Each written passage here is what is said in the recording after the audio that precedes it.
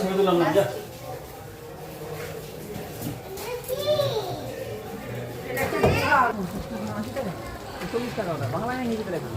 বাংলায় লেখা।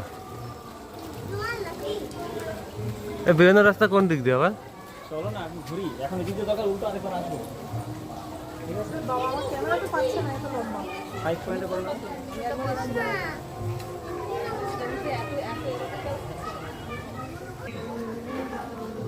আমরা আছি নবদ্বীপ।